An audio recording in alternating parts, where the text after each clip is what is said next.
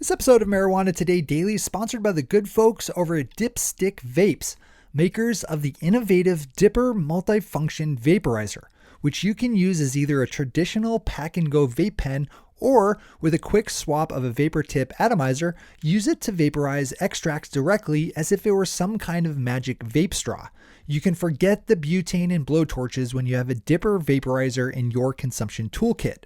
At just $150 retail, you can get it for even less when you use the discount code MJToday over at dipstickvapes.com, which knocks 15% off the cost. And to make things even more cool, Dipstick Vapes will donate the amount of money you save directly to our friends over at Students for Sensible Drug Policy. Once again, use the discount code MJToday over at dipstickvapes.com when you buy your Dipper vaporizer to save some money and steer some cash towards SSDP. Good morning, Marijuana Nation. It's Tuesday, May 30th, 2017, and you're tuned in to episode 257 of Marijuana Today Daily. I'm your host, Shay Gunther, and I'll be walking you through today's marijuana news and headlines. As always, we have a full and busy day of cannabis news in our hands, so let's jump right into it. Our top story of the day is a speech given by U.S. Attorney General Jeff Sessions last week, in which he expressed his desire to return to the good old days of the 80s and 90s in terms of how the U.S. fights the war on marijuana and, more broadly, the war on drugs. Democratic Congressman Stephen Cohen was in attendance at the event in Memphis, Tennessee, which drew local, state, and federal law enforcement officials, and said that the Attorney General sounded like, quote, something out of the 50s or 60s. At one point, the Attorney General talked wistfully about so-called community prevention programs that were part of the traditional drug war waged in the 80s and 90s, saying, quote, we got too much legalization talk and not enough prevention talk, unquote. You can swing over to Mary Jane to catch a link to both the video and the written transcripts of the Attorney General's speech.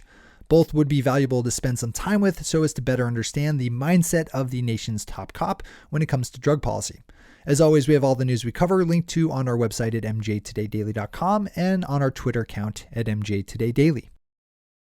There's a new big deal up in Canada, with licensed medical marijuana provider ABcann Global announcing a new $30 million Canadian financing deal with Cannabis Wheaton, a company that specializes in providing financing for medical marijuana companies in exchange for a guaranteed cut of future marijuana harvests at set prices. The $30 million will be used by ABcann to build out 50,000 square feet of cultivation space at a new location in Ontario.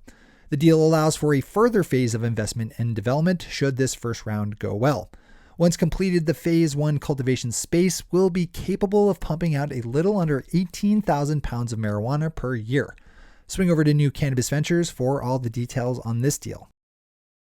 Our final top story of the day is a bit of great news, with MassRoots reporting that the state of Oklahoma has reversed an earlier decision to seek a lengthy prison sentence for a U.S. military veteran arrested for growing 6 medical marijuana plants in his home. Marine veteran Chris Lewandowski did 3 tours overseas during his military career and found medical marijuana to be helpful in treating the accumulated injuries he acquired over the years. He was arrested in 2014 after a PTSD-related argument brought police officers into his home who found his medical marijuana plants. As recently as this month, things did not look good for Mr. Lewandowski, who faced 10 years to life in prison. But thankfully, at a hearing late last week, state prosecutors agreed to a plea deal that would spare Mr. Lewandowski any jail time as well as being marked as a felon. Those are our top stories for today. It's time for Marijuana Today Daily Headlines Blitz. Before we blitz it in headlines, let's quickly thank our sponsor, Dipstick Vapes, makers of the very cool and innovative Dipper dual function vaporizer. What makes the Dipper so cool and such a great value at just $150 retail is that it's essentially 2 products in one. You can use it just like any pack-and-go vape pen, or with a quick swap out of a vapor tip atomizer, you can use it to vaporize concentrates directly. You can say goodbye to butane and blowtorches when you have a Dipper in hand. It's like a magic vape straw. Save 15% off the already affordable cost of the Dipper today when you use the discount code MJToday over at dipstickvapes.com. And in an extra bit of coolness, Dipstick Vapes is going to donate the amount of money that you save directly to our friends over at Students for Sensible Drug Policy. So save yourself some cash today and help SSDP fight the war on marijuana and the broader war on drugs by buying a dipper over at dipstickvapes.com using the discount code MJToday. Do it today to make your world a little brighter and the world at large a nicer place to be. All right, time for the Blitz. A new piece of proposed legislation in Rhode Island that would double the number of licensed dispensaries to 6 is drawing a lot of debate in the state, House, and Senate as interests on both sides press their case. On the side of keeping things more restricted in terms of licensing is, as you might likely expect, the existing license holders, who say the pool of available registered patients is still too small to support more competition. Things in Rhode Island are further complicated by the large number of patients who grow at home and caregivers who bundle multiple patients together in larger grows. This is a good one to read in full. State lawmakers in Vermont started meeting last week to craft changes to a proposed bill to legalize adult use marijuana. As I've reported on extensively over the last month or two, the Vermont state legislature managed to pass a bill legalizing the home grow, possession, sharing, and use of small amounts of adult use marijuana, only to see it vetoed last week by Governor Phil Scott. But as I reported last week, even as he vetoed the measure, Governor Scott laid out some changes that would have to be made before he could sign. 7-Day Vermont is reporting that work is now underway. Vermont state legislature will meet later this summer for a special session at which it would work through any new legalization bill. We'll be tracking this one. Dayton News has a good story up about the upcoming deadline for the state of Ohio for applications to become one of their large-scale medical marijuana licensed cultivators.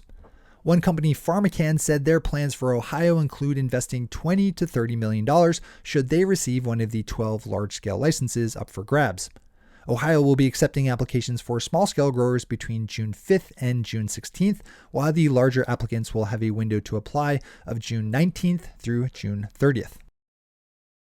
The city of Detroit, Michigan says that they've closed 167 illegal marijuana dispensaries since launching a campaign against them last year, with dozens more expected to fall in the days and weeks ahead. In all, the city identified 283 illegally operated dispensaries when they launched their campaign last March. Sticking in Michigan for a headline, we have Governor Rick Schneider appointing new members to the state's Medical Marijuana Licensing Board, which oversees, you guessed it, the state's medical marijuana licensing system. The state passed a comprehensive set of medical marijuana bills last year after many years of tolerating a poorly regulated gray market, and the populating of the licensing board is a necessary step for things to move ahead, including former politicians, a healthcare specialist, and a retired state police officer. The Associated Press is reporting on the phenomenon of Ohio medical marijuana patients driving over the state border to Detroit, Michigan to purchase their medicine. Border crossing patients are able to buy medical marijuana from dispensaries that are okay with accepting recommendations from out-of-state doctors. This is a good example of some of the expected friction we'll see as more states come online with medical and adult use marijuana at different speeds than their neighbors. Our final story of the day is actually another one of those examples of cross-state friction, with police officers in Hampstead, New Hampshire releasing a press release reminding people that even though adult use marijuana may be legal in neighboring Massachusetts, in New Hampshire it's still illegal. They were moved to take action after arresting a man who had marijuana out in the cup holder of his car, who said that he wasn't planning on smoking it until he was back in Massachusetts. Those are the headlines and news for the day. I'll be back with you again tomorrow morning with another information-packed episode of Marijuana Today Daily. But in the meantime, if you have any stories to share or feedback to give, zip us an email to headlines@mjtodaydaily.com. And while you're clicking around the interwebs, swing over to our Twitter account at MJTodayDaily and visit our website at mjtodaydaily.com to find links to all the news we cover. Thanks to our sponsor, Dipstick Vapes, and to all of our awesome patron listeners for the support that makes this show possible. To join the illustrious ranks of the patron listeners yourself, swing over to our website at mjtodaydaily.com and click on that big blue button at the top of the page that says Become a Patron. I'm your host, Shay Gunther. Thanks for tuning in and starting your day with marijuana today.